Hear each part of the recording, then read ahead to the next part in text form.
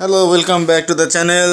চলে এলাম আরও একটি নতুন ভিডিও নিয়ে। আজকের ডিসকাশন হবে তাণ্ডবের নতুন লিক হওয়া ফটো থেকে।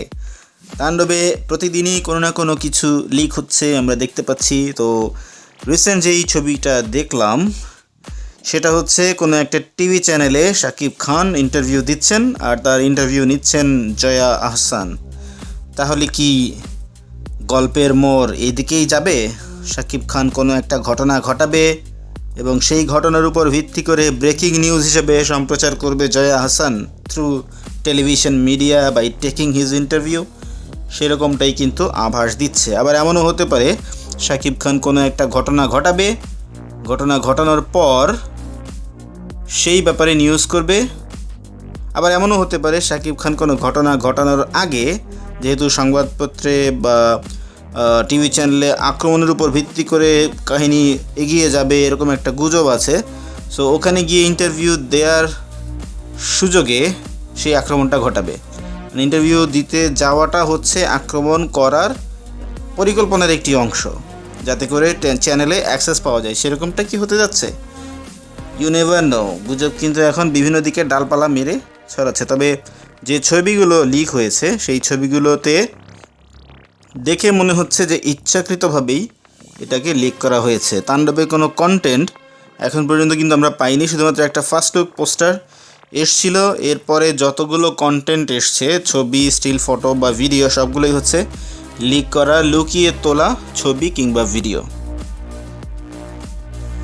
কিন্তু এই ছবিগুলো থেকে এই বিষয়টা কনফার্ম হওয়া যাচ্ছে যে জয়া আহসান এখানে একজন সাংবাদিকের চরিত্রে অভিনয় করছেন এবং ওই সংবাদ চ্যানেলের সাথে শাকিব খানের ক্যারেক্টারের কোনো একটা ইন্টার রিলেশন আছে। সো চ্যানেলকে আক্রমণ করার গল্পের যে গুজব সেটাকে একদমই উড়িয়ে দেওয়া যাচ্ছে না। হতে পারে এরকম কোনো ঘটনার উপর ভিত্তি করেই তাণ্ডব সিনেমার গল্পটা দাঁড়িয়ে আছে। যেটাই হোক, আকর্ষণীয় কিছু একটা হবে সেরকমটাই মনে হচ্ছে। রায়হান রাফি কখনোই দর্শকদেরকে হতাশ করেন না, তার অভিধানে কিন্তু ফ্লপ বলে কোনো কিছু নেই। আর সবচেয়ে বড় বিষয় যেটা, সেটা হচ্ছে তিনি তার দর্শকদের সবসময় তৃপ্ত করার চেষ্টা করেন। এই বিষয়টাই কিন্তু ইম্পর্টেন্ট। কখনো তিনি নিজে আত্মতৃপ্তিতে ভোগেন না, বরং সবসময় নতুন নতুন কিছু উপহার দেওয়ার চেষ্টা করেন। এটাই রায়হান রাফিকে একজন সুপারস্টার ডিরেক্টর হিসেবে তৈরি করতে সাহায্য করেছে এবং আমার বিশ্বাস তিনি এই বিষয়টাকে ধরে রাখবেন। ঠিক যেমনটা আমরা এখন শাকিব খানের মধ্যে দেখতে পাচ্ছি, তার মধ্যেও কিন্তু আত্মতুষ্টি বলে শব্দটা আমরা দেখতে পাচ্ছি না, বরং তিনি প্রত্যেকটা সিনেমাতেই নিজেকে ছাড়িয়ে যাওয়ার চেষ্টা করছেন। একটার চেয়ে একটা ভালো হচ্ছে। আমরা কোভিডের পর দেখেছিলাম প্রিয়তমা সিনেমা, প্রিয়তমার চেয়ে বেটার ছিল রাজকুমার, রাজকুমারের চেয়ে বেটার ছিল দরদ, তুফান। যদিও তুফান আগে রিলিজ পেয়েছে, কিন্তু মনে রাখতে হবে দরদের শ্যুট কিন্তু তুফানের আগে হয়েছিল। তারপরে আমরা দেখলাম বরবাদ এবং এরপর আসছে তাণ্ডব। সো একটার চেয়ে একটা বেটার। সো এই বিষয়টাই দরকার। এইটাই যদি চলতে থাকে তাহলে শাকিব খানের অগ্রযাত্রাকে রোখার মতো কোনো সুযোগ আমি কারো দেখছি না।